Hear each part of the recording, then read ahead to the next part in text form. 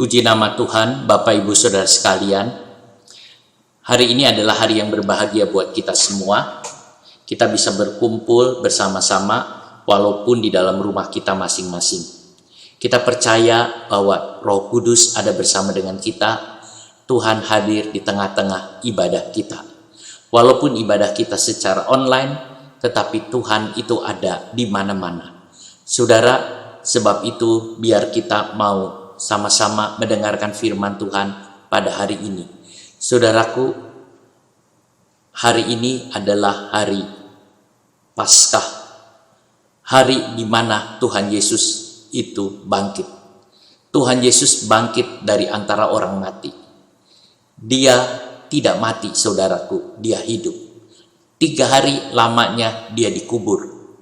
Tetapi kemudian dia bangkit dari antara orang mati. Itulah sebabnya kita beribadah hari ini. Kita bersuka cita karena Yesus itu hidup. Saudara, Yesus itu hidup. Hari ini kita akan mendengar firman Tuhan tentang apa yang kita perbuat jika kita tahu bahwa Yesus sudah bangkit. Apa yang saudara perbuat jika saudara tahu bahwa Yesus itu sudah bangkit? Nah, saudaraku,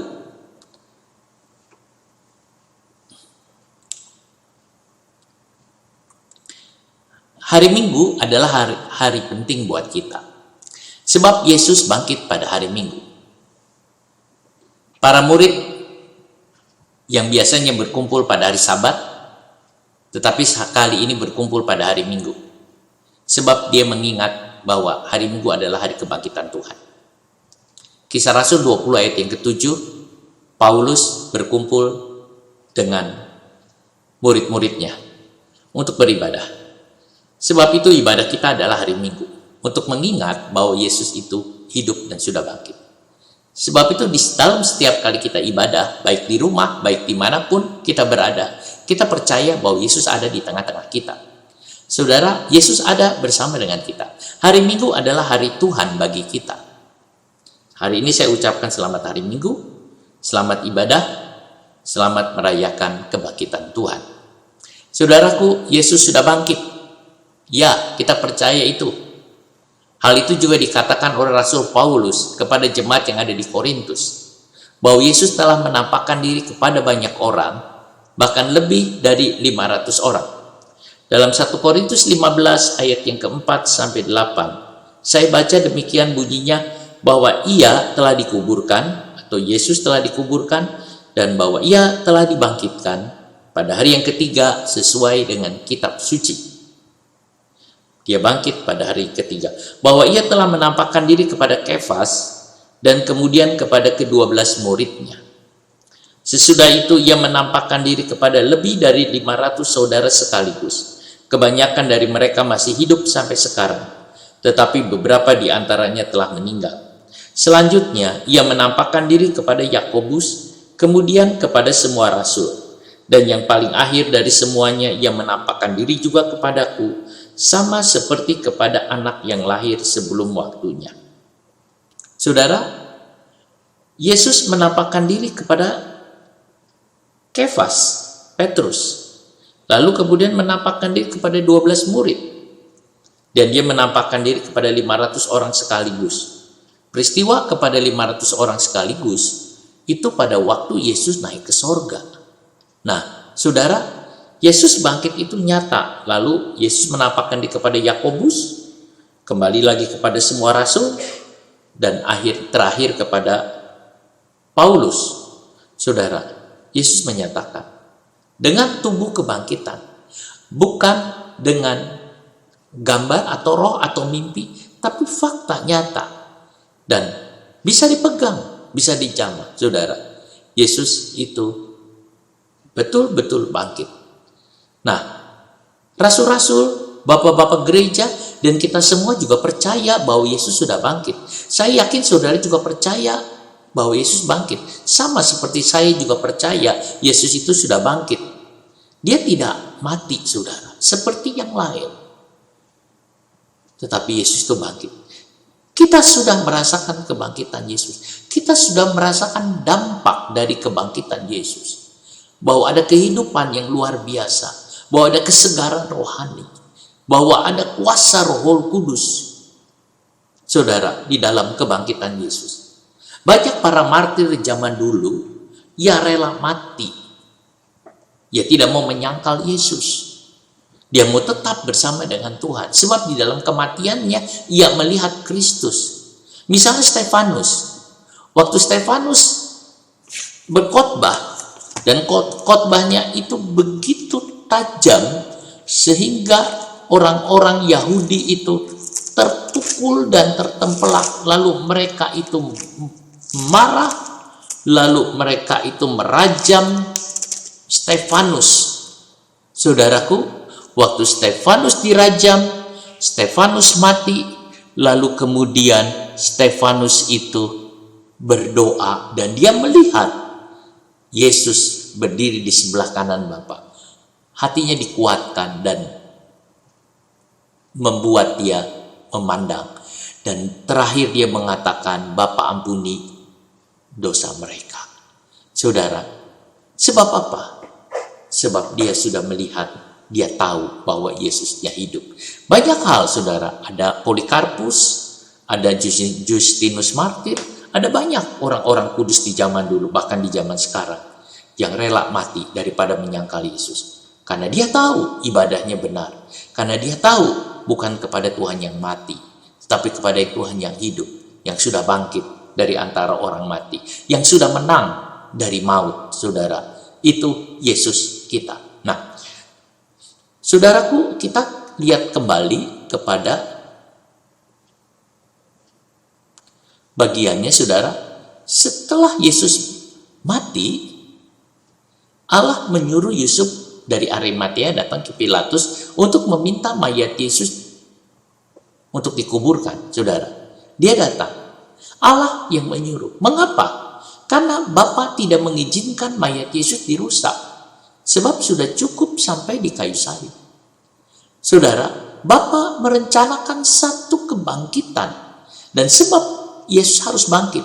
Jadi mati, dikubur, dan bangkit. Ini satu kesatuan. Saudaraku, umumnya mayat yang matinya digantung di kayu salib, itu dibiarkan. Tidak dikubur, dibiarkan saja. Lalu dimakan sama burung. Atau kakinya dipatahkan dan dibuang ke lembah Hinom untuk dibakar. Tetapi Yesus tidak, saudara. Sebab Bapa tidak mengizinkannya. Yesus sudah mati.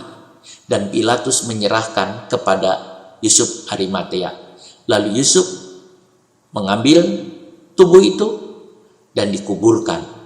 Dan nanti pada hari yang ketiga, Yesus itu bangkit. Saudara, Yusuf dan Nikodemus berserta beberapa perempuan lainnya membungkus tubuh Yesus dengan kain kafan, lalu memberi rempah-rempah di tubuhnya. Setelah itu dikuburkan di kuburan milik Yusuf. Kubur yang belum pernah dipakai. Ya, Yesus dikuburkan di kuburan milik Yusuf. Kemudian kubur itu ditutupi oleh batu yang besar.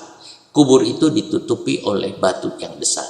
Nah, saudara, orang Farisi, para imam, ahli Taurat masih belum puas. Mereka tidak ingin Yesus itu bangkit. Tapi mereka percaya perkataan Yesus.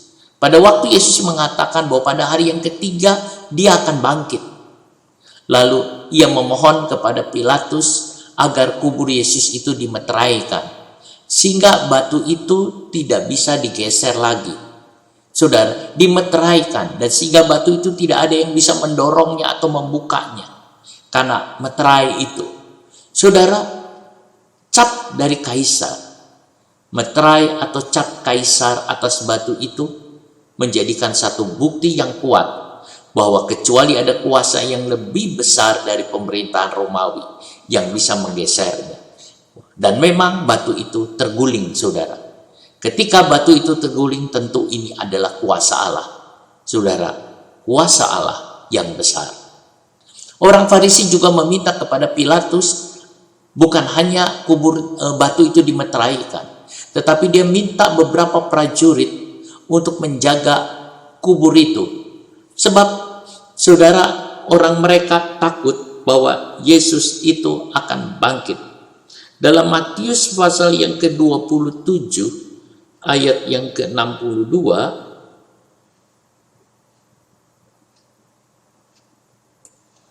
keesokan harinya, yaitu sesudah hari persiapan, datanglah imam-imam kepala dan orang-orang Farisi bersama-sama menghadap Pilatus. Dan mereka berkata, "Tuan, kami ingat bahwa si penyesat itu sewaktu hidupnya berkata, sesudah 3 hari aku akan bangkit.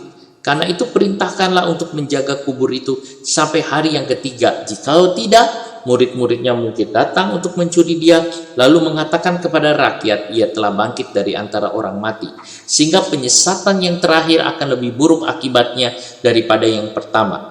Kata Pilatus kepada mereka, "Ini penjaga-penjaga bagimu, pergi dan jagalah kubur itu sebaik-baiknya." Maka pergilah mereka, dan dengan bantuan penjaga-penjaga itu, mereka memeterai kubur itu dan menjaganya. Saudara lihat hal ini. Ternyata prajurit Roma juga tidak bisa menghalangi kebangkitan Yesus. Walaupun ada beberapa orang prajurit yang mungkin gagah perkasa, dia dengan senjatanya menjaga kubur itu, tetapi tetap Yesus itu bangkit, saudara. Semua tidak bisa menghalangi. Jangankan prajurit Roma, maut pun tidak bisa menghalangi Yesus bangkit. Sehingga Yesus berkata, "Hai maut, di manakah sengatmu? Hai maut, di manakah kekuatanmu?" Saudara, maut sudah dikalahkan. Tidak ada yang bisa menghalangi kebangkitan Yesus. Apapun tidak bisa yang menghalangi. Sebab saudaraku, dia memang harus bangkit.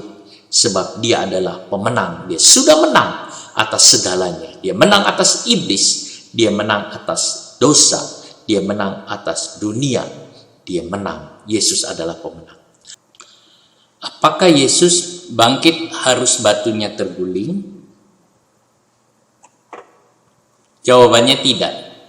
Yesus tetap bangkit walaupun batu tidak terguling. Tetapi Yesus harus memberitahu kepada umatnya bahwa ia sudah bangkit. Caranya dengan batu yang terguling dan kubur yang kosong. Saudaraku, walaupun batu itu tidak terguling, Yesus itu bisa bangkit saja. Dia bisa lewat, dia tidak terpengaruh hal itu. Tetapi mengapa batu itu harus terguling? Sebab batu dengan kubur kosong itu harus menjadi satu kesaksian tentang Yesus itu bangkit. Batu yang termeterai, terguling adalah kesaksian bagi orang semua, saudara, bahwa Yesus itu bangkit. Bagi semua orang, Yesus itu bangkit. Nah, Tuhan bisa memakai batu untuk menjadi saksi bagi semua orang tentang kebangkitannya. Tuhan bisa memakai batu, saudara, untuk menyaksikan. Nah, kalau kita lihat, ketika Yesus masuk ke Yerusalem dengan naik keledai, orang banyak berteriak, "Diberkatilah dia yang datang sebagai raja dalam nama Tuhan." Beberapa orang meminta agar Yesus menegur murid-muridnya.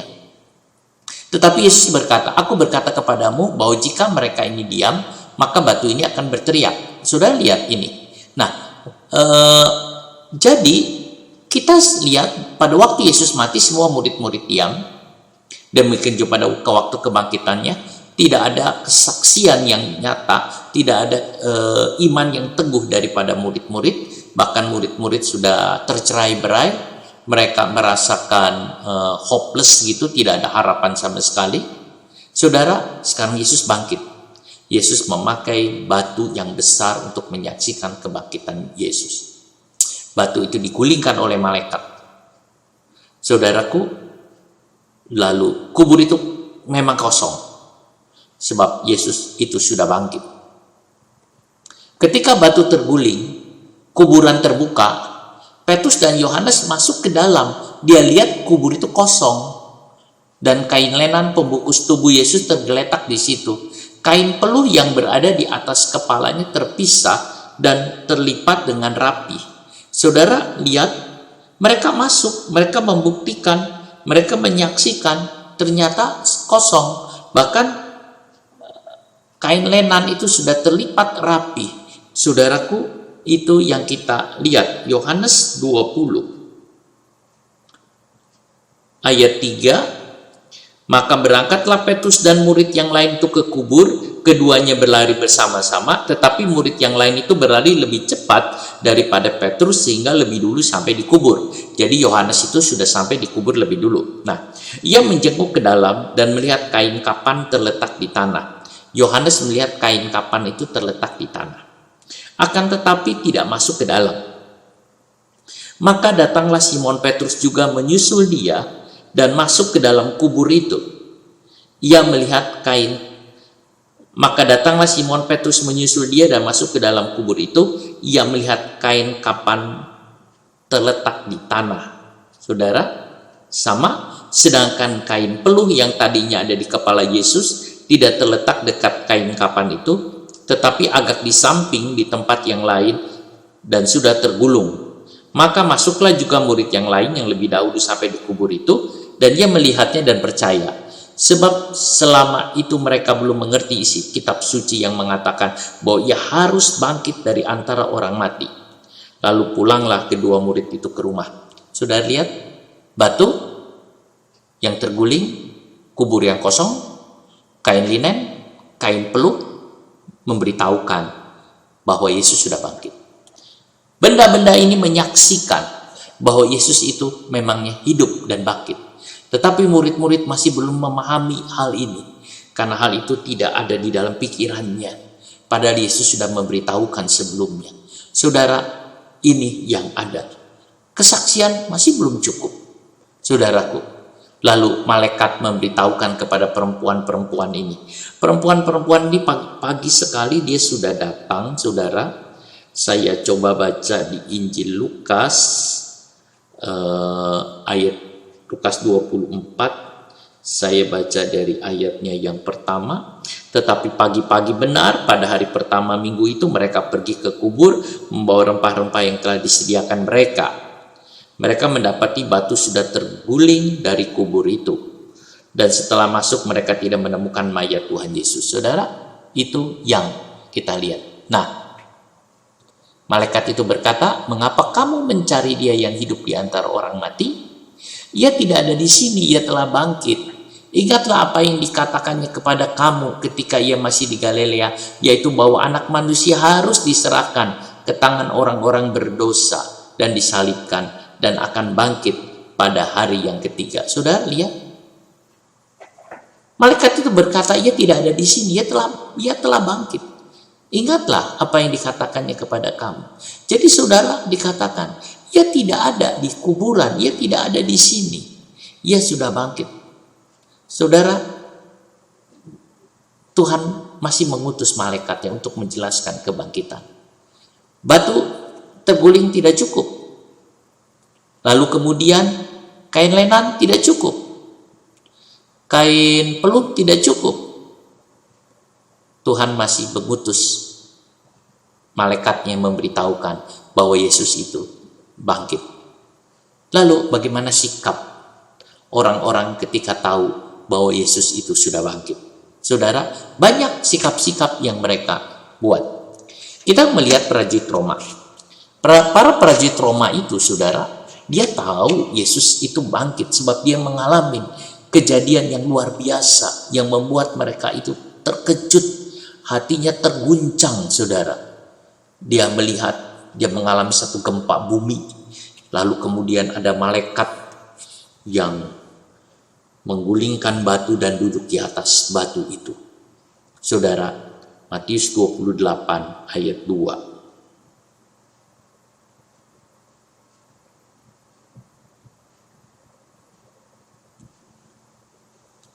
Maka terjadilah gempa bumi yang hebat, sebab seorang malaikat Tuhan turun dari langit dan datang ke batu itu dan menggulingkannya, lalu duduk di atasnya. Wajahnya bagaikan kilat dan pakaiannya putih bagaikan salju. Dan penjaga-penjaga itu gentar ketakutan dan menjadi seperti orang-orang mati. Sudah lihat bagaimana yang dilakukan oleh mereka? Tetapi apa yang mereka lakukan? Mereka melapor kepada imam-imam Yahudi. Mereka tidak mengerjakan sesuatu yang baik, saudara. Nah, mereka melaporkan kepada orang-orang Yahudi. Mereka mungkin tugasnya. Lalu mereka disogok untuk tidak memberitakan yang sebenarnya. Uang telah menutupi mulutnya. Saudara, jangan menjual kebenaran. Katakan yang sebenarnya, bahwa Yesus itu bangkit. Katakan yang sebenarnya. Jangan menutupi. Hiduplah sesuai dengan kebangkitan Yesus, yaitu pemenang. Jangan kalah dengan iblis, kalah dengan dosa, kalah dengan dunia. Kita harus menang, saudara. Menang. Kita harus hidup sebagai seorang pemenang. Jika kita tahu bahwa Yesus sudah bangkit, jangan diam saja. Kita harus beritakan, sebab kebangkitan Yesus berdampak luar biasa. Kebangkitan Yesus membawa perubahan yang luar biasa, saudara. Baik di sorga, di bumi maupun di bawah bumi. Iblis dikalahkan, telah mengubah segala sesuatu. Sehingga dengan nama Yesus, saudara, kehidupan kekal diperoleh. Dengan nama Yesus, semua lutut akan bertekuk lutut dan mengaku bahwa Dia adalah Tuhan. Saudara, Yesus adalah Tuhan dan Kristus. Saudaraku, ini yang kita bisa lihat. Kebangkitan Tuhan adalah kebangkitan yang membawa kepada kita, saudara, membawa kepada kita kesukaan yang besar. Lalu bagaimana imam-imam Yahudi? Para imam kepala tahu bahwa Yesus sudah bangkit. Sebab prajurit-prajurit itu memberitahukan satu fakta, satu kebenaran. Tetapi mereka tidak mau dengar kebenaran itu. Ia memutarbalikkan kebenaran itu. Mereka mengarang cerita bohong. Mereka mengatakan bahwa mayat Yesus dicuri pada malam hari. Mereka mengatakan, bahkan mereka tidak segan-segan mengeluarkan uang untuk menyuap para prajurit itu, supaya para prajurit mengikuti apa kemauannya. Saudara, lihat, para imam sudah tahu dengan jelas. Sekarang mereka sudah ngerti siapa Yesus itu sebenarnya. Ini satu kenyataan. Pada waktu para imam dan orang Farisi meminta tanda. Apa tanda bahwa engkau Mesias? Yesus mengatakan, sama seperti Yunus di dalam perut ikan 3 hari 3 malam, demikian juga anak manusia akan di dalam perut bumi 3 hari 3 malam. Saudara, itu tandanya. Dan tanda itu dibuktikan bahwa Yesus bangkit pada hari yang ketiga. Dan itu dikasih tahu oleh para prajurit. Seharusnya para imam itu mengerti pertanyaan atau ingat pertanyaan yang mereka pernah tanyakan kepada Yesus. Dan Yesus menjawab. Sekarang jawabannya itu jadi kenyataan. Mereka mulai lihat 3 hari 3 malam di dalam perut bumi. Lalu Yesus bangkit. Saudara, tetapi apa yang mereka lakukan? Mereka menutup matanya. Mereka menutup telinganya. Mereka menutup hatinya akan kebenaran ini. Sehingga kebenaran itu tidak masuk di dalamnya. Hatinya menjadi keras. Dan Tuhan berbicara tidak didengar olehnya. Saudara, orang-orang ini orang yang celaka. Tidak heran Tuhan berkata berkali-kali, wahai celakalah engkau, hai orang Farisi dan ahli Taurat, celakalah engkau. Mereka orang yang memutar balik kebenaran demi kepentingannya sendiri. Saudara, itu sikap dari imam-imam Yahudi pada waktu itu. Berita bohong ini tersiar kemana-mana, sehingga banyak orang yang disesatkan. Tetapi bukti yang dikerjakan oleh para murid menunjukkan bahwa Yesus sungguh bangkit, saudara. Ini bukan hanya perkataan saja, tetapi murid-murid memberikan satu bukti yang kuat sekali bahwa Yesus bangkit. Nah, saudara, dia mengatakan begini, di ayat yang ke-15, 12 sampai 15, Petrus melihat orang banyak itu lalu berkata, "Hai orang Israel, mengapa kamu heran tentang kejadian ini dan mengapa kamu menatap kami seolah-olah kami membuat orang ini berjalan karena kuasa atas kesalehan kami sendiri?" Saudara, saat itu Petrus dengan Yohanes menyembuhkan saudara orang yang lumpuh yang ada di pintu Elot.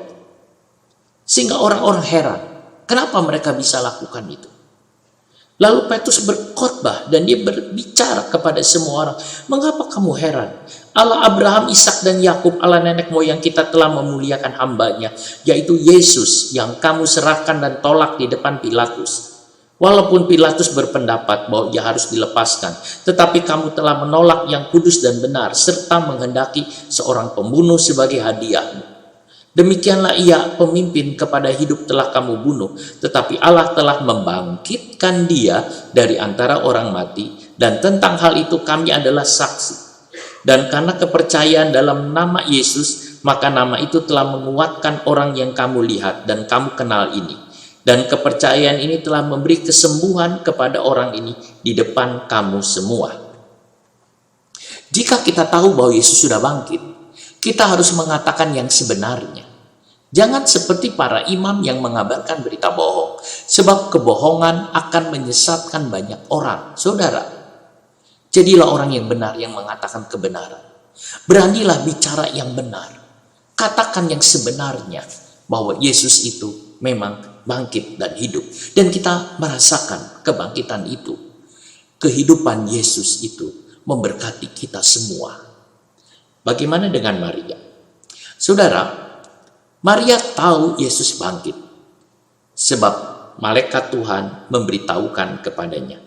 Kita akan membaca beberapa ayat yang ada di sini, dari Matius 28, ayatnya yang kelima, saudara, sampai yang ketujuh, atau saudara, kita lihat ayat 5 sampai 7, akan tetapi malaikat itu berkata kepada perempuan-perempuan ini, janganlah kamu takut sebab aku tahu kamu mencari Yesus yang disalibkan itu. Saudara, ceritanya pada hari Minggu itu, saudara, pagi-pagi sekali Maria Magdalena dengan Maria yang lain, mereka datang, mereka pergi ke kuburan dengan bawa rempah-rempah karena mereka sangat mengasihi Yesus. Mereka bawa ke sana, mereka tidak berpikir tentang batu, tetapi mereka berpikir apa yang kita harus buat. Tapi mereka pergi juga, sampai di sana mereka lihat batu sudah tergolek. Lalu mereka terkejut, dan tiba-tiba malaikat Tuhan mengatakan kepada perempuan ini, janganlah kamu takut, sebab aku tahu kamu mencari Yesus yang disalibkan itu.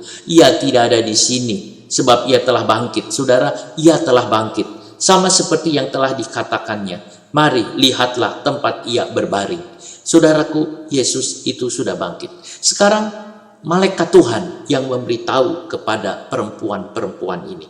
Bukan benda lagi, bukan tanda lagi, tetapi malaikat Tuhan yang berbicara. Nah, saudara, Markus pasal yang ke-16, kita akan baca ayatnya yang keempat. Dari ayat yang keempat, tetapi ketika mereka melihat dari dekat, tampaklah batu yang memang sangat besar itu sudah terguling. Lalu mereka masuk ke dalam kubur dan mereka melihat seorang muda yang memakai jubah putih duduk di sebelah kanan. Mereka pun sangat terkejut, tetapi orang muda itu berkata kepada mereka, jangan takut, kamu mencari Yesus orang Nazaret yang disalibkan itu. Ia telah bangkit, ia tidak ada di sini. Lihat, inilah tempat mereka membaringkan dia. Saudara, Yesus sudah bangkit. Lukas 24 ayat 4. Sementara mereka berdiri temangu-mangu karena hal itu, tiba-tiba ada dua orang berdiri dekat mereka, memakai pakaian yang berkilau-kilauan. Mereka sangat ketakutan dan menundukkan kepala. Tetapi kedua orang itu berkata kepada mereka, mengapa kamu mencari dia yang hidup di antara orang mati? Ia tidak ada di sini, ia telah bangkit. Ingatlah apa yang dikatakannya kepada kamu ketika ia masih ada di Galilea. Saudaraku, itu yang kita lihat. Tuhan bicara. Maria seorang perempuan. Tiba-tiba dia mendapat dari malaikat. Saudara, kadang-kadang di zaman itu kesaksian seorang perempuan tidak dianggap kuat. Nah, sehingga Maria melaporkan itu kepada Yesus, kepada Petrus, saudara. Dia melaporkan kepada Petrus.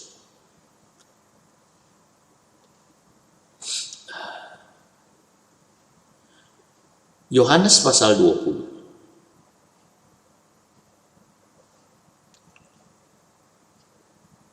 Ia berlari-lari mendapatkan Simon Petrus dan murid lain yang dikasihi Yesus dan berkata kepada mereka, Tuhan telah diambil orang dari kuburnya dan kami tidak tahu di mana ia diletakkan. Saudara lihat, dia cuma bisa bilang begitu. Tetapi saudara, setelah Yesus menyatakan sekali lagi kepada Maria dan Maria berjumpa dengan Yesus, oh, tanggapannya berbeda, saudara. Dia mengatakan, aku sudah melihat Yesus.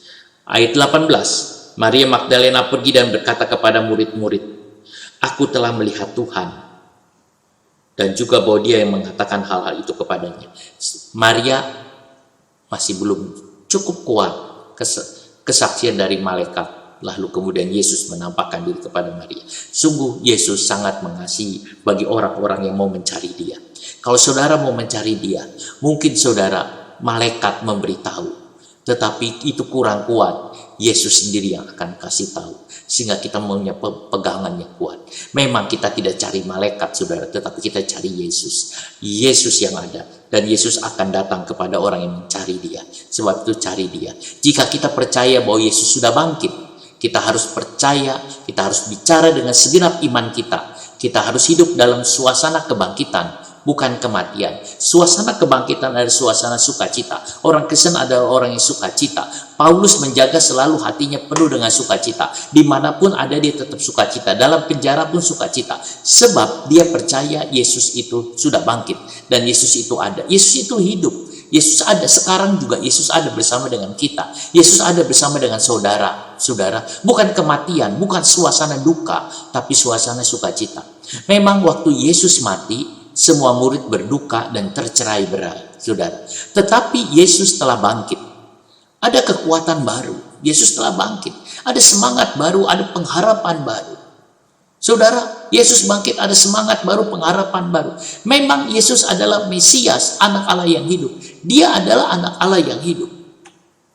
Saudaraku, kita lihat, dia hidup. Bagaimana dengan Petrus dan Yohanes? Saudaraku, Petrus dan Yohanes juga tahu bahwa Yesus sudah bangkit.